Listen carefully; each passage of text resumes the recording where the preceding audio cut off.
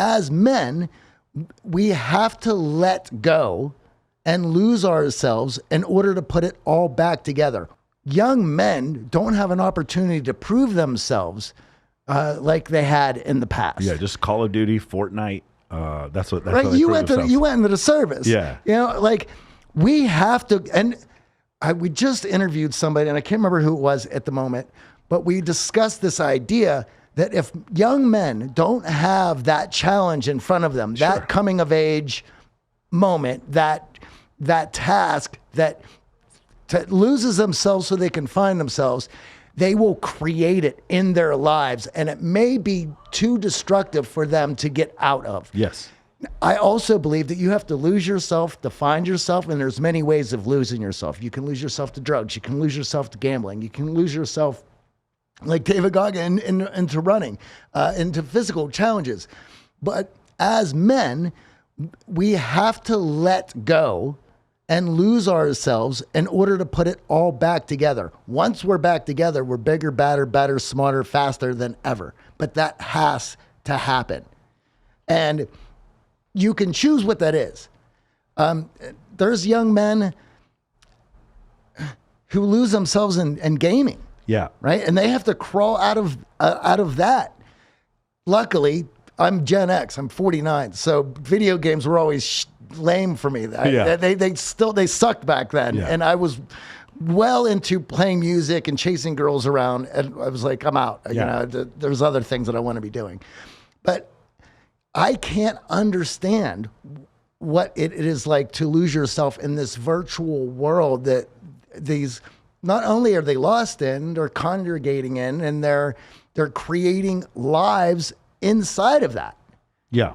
And I've also have dealt with some clients who, once they realize that they are spending all their time building up a character inside a game, they're like, wait a minute. If I spent as much time building myself up in the world as much as I'm building myself up into this game, what would I be able to achieve in real life? What am I doing? Yeah. Like, it is those moments of clarity right there where it's like, what am I doing? Yeah. You know? I think it's a function of a participation trophy age, combined with the fact that I think highly productive men, there are moments in our lives where the world tells us no.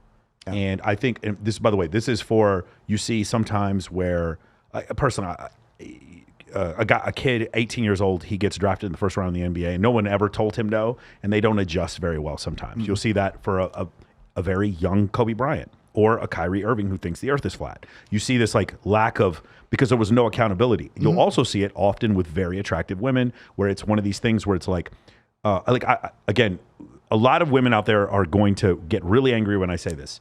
No man you're talking to believes in astrology.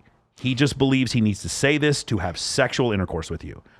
And if you break up, ask him afterwards if I'm telling the truth, and you're going to be shocked.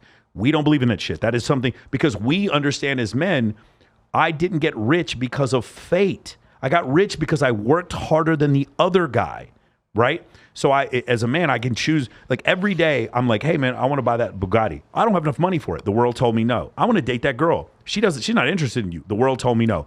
I want to deadlift 500 pounds. I can't do that. The world told me no. The world, as for men, we are constantly being told no. And that's shaping us, almost like chiseling us into the man we become. And every day, that weight of the world telling us no is the weight we use to get stronger every day. The world is constantly telling us no.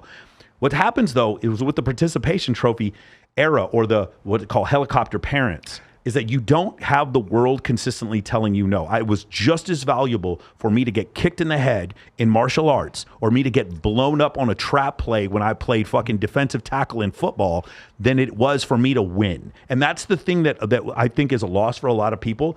And for some people who are putting, and again, I'm not knocking you, but if you're incredibly good looking, man or woman, incredibly wealthy, man or woman, and you just kind of have that thing, or you just, happen to be a fantastic actor or a musician, and the rest of your life you don't have to worry. Dude, if you're, I don't know anything about Kurt Cobain, but like, if Kurt Cobain didn't have game, he's still going to get women because he's Kurt Cobain. You know what I'm saying? Mm-hmm. So there's these other parts of your life. For me, I've got to work on every single part of this.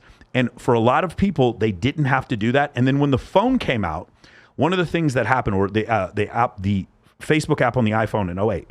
When that happens, now what happens is the face down after school because you were talking shit or because you were talking to somebody's girl, that stops happening. Now I just talk shit about you on a burner Twitter account. Now that stops happening, and now we've gone further into this whole thing. I didn't have this fall down moment where I had to get back up. I'm not accomplishing goals like my ancestors did. And my criticisms of other people are done in a cowardly, passive-aggressive way. This is what I'm learning. And so what do? I create copes like video games or message boards or something like this. And my cope was a bench press. My cope was boxing. My cope was whatever physical activity was out there. Or my cope was to go out to a club, and I'm not going to leave here until I'm getting until I approach this number of women. I'm not leaving. Those were my copes, and that's the part of the things that's changed.